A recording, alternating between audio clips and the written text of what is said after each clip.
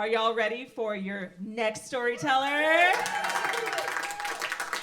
I'm so excited to have Tara come on up.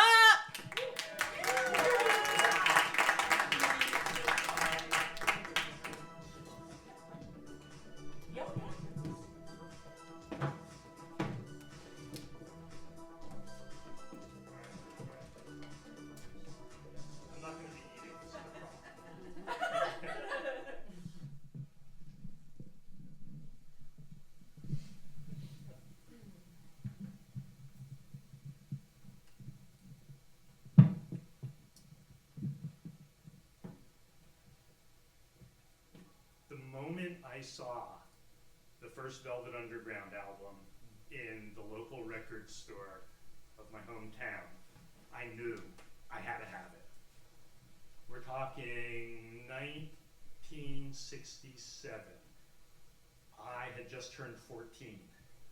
My friends were still listening to the Monkees and the Fifth Dimension, and I decided I had to have this album by the Velvet Underground.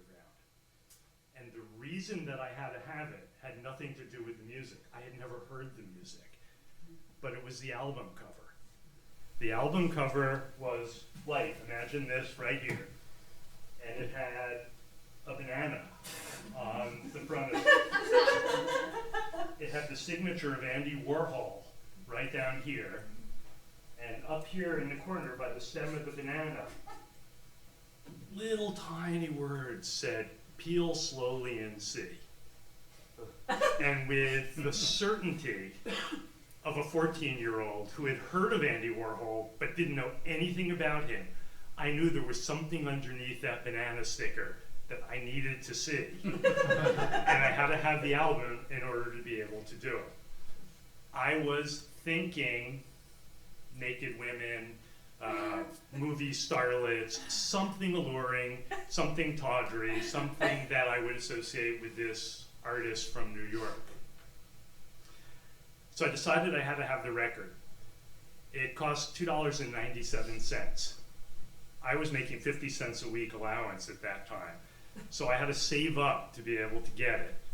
I eventually amassed the fortune that it required to buy the record, went into the store, got it, put it in the basket of my hardware store bicycle, rode it home, it was in a bag, rode it home and snuck it into my house because I was so convinced that there was something illicit about it. I didn't want my parents to see me as I came into the house with it.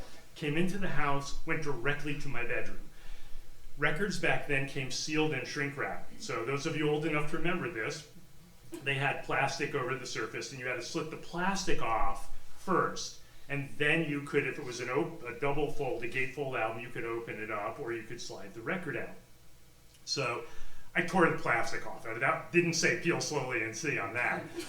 But then I had the sticker. And I decided that I wasn't going to waste any time, but I was going to do exactly what the sticker said. I was going to peel slowly and see. So I had my sticker, and I peeled slowly to see. And what was underneath that sticker was the inside of a banana. And I thought, it's like in retrospect, Andy Warhol had a sense of humor. I wonder how many other 14-year-olds bought that record because of what might be under it. But there was just a banana there. So the cover was sort of disappointing. I really had hoped for more. But the music on that record was unlike anything I had ever heard of. Like I said, the Monkees were the big thing back then. There were some psychedelic bands from San Francisco that we had heard about. But the Velvet Underground were really, really different. They had a drummer who played her drums with mallets. So everything was just thump, thump, thump, thump, thump, thump. They had guitar players who were experimenting with feedback, and everything was very edgy and angular and kind of thrashing.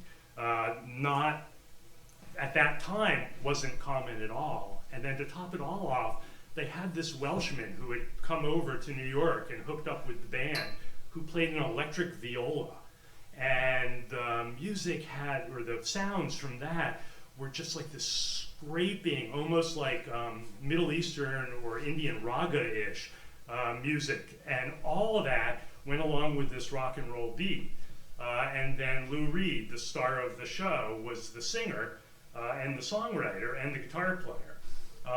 The lyrics were, I mean, I was an innocent little 14-year-old kid, and you know, my friends were listening to, you know, Last Train to Clarksville, You Can Leave It at the Station, or, you know, Up and Away in My Beautiful Balloon, and I'm listening to, you know, I'm waiting for my man, I've got $26 in my hand, you know, I'm searching for my main line, and then these songs that were about kinky sex, about people getting whipped and being down on their knees and bleeding, and it really appealed to me.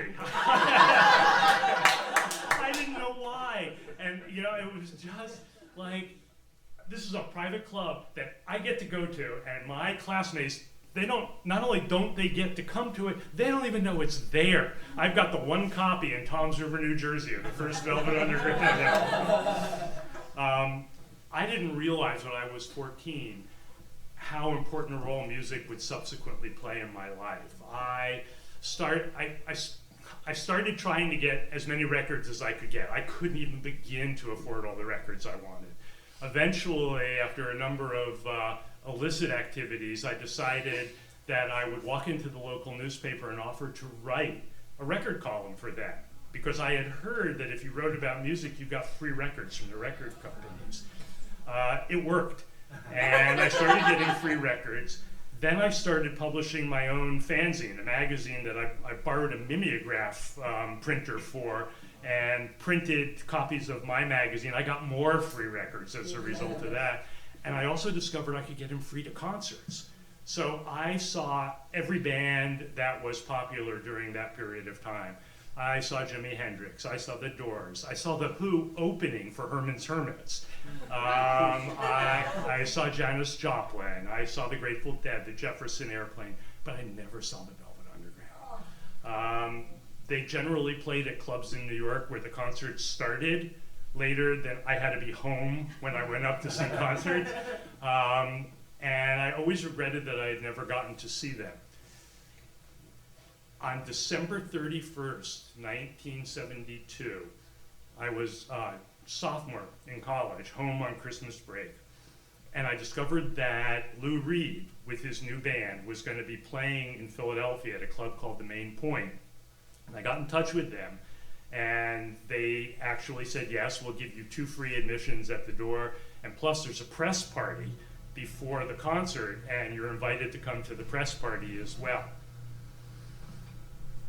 Pretty cool. The first thing I did was go get a haircut.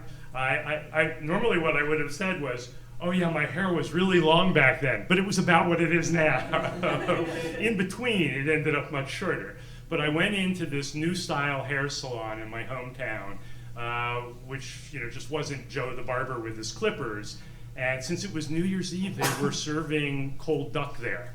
And the drinking age in New Jersey had just been lowered from 21 to 18 because the theory was if you were old enough to vote, you were old enough to drink. But more importantly, if you were old enough to go to Vietnam and be killed, you were old enough to have a drink before you went. So they offered me some cold duck, which I had never had, and I really liked it. So I had a glass of cold duck there.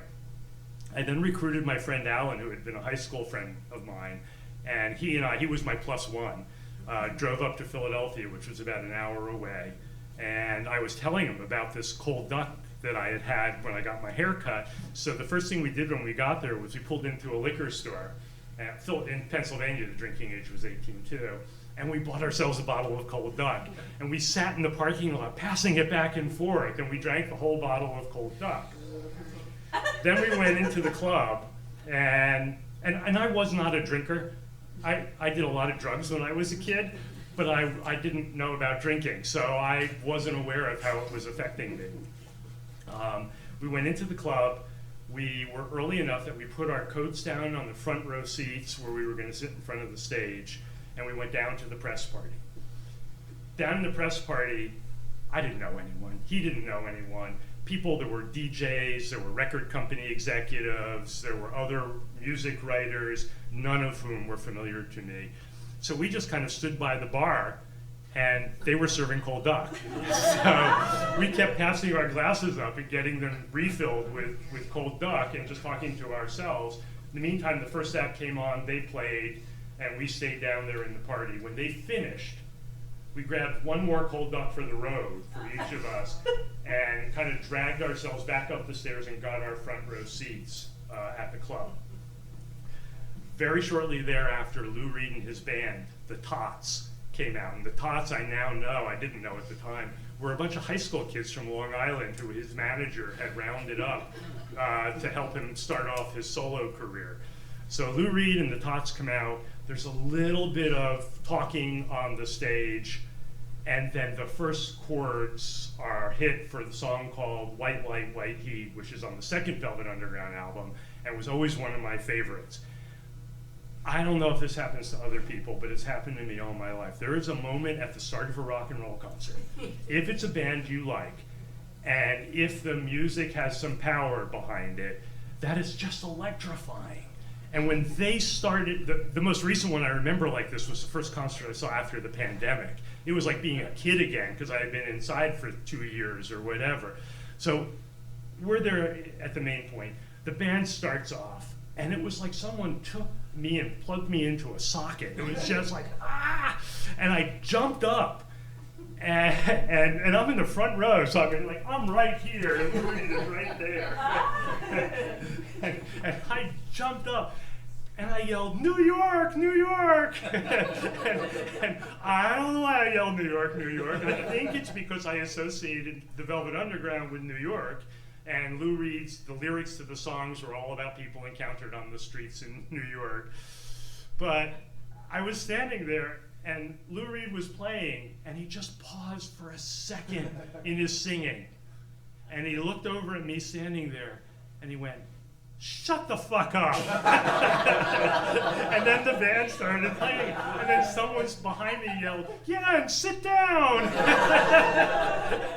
And it was like, it was like being stranded. It's like, how did I get here? So I sat back down, and I would have expected, given my adult sensibilities, that I would have been really humbled by that. But I was proud. There was this moment where I thought, Lou Reed talked to me. And it's like, our conversation may have been really short, but it was me he talked to. So I sat back down, a couple songs more played, and then I looked over to my left to see my friend Alan, and he wasn't there. And I'm like, huh, Alan didn't say anything. Where did Alan go? So another song or two went by, and I finally thought, Alan's not back yet. It's my obligation to find out where he is. So I went into the bathroom, which is the only place I figured he could be, and I found him. Imagine this is this, well, let's do this one. Imagine this is the sink.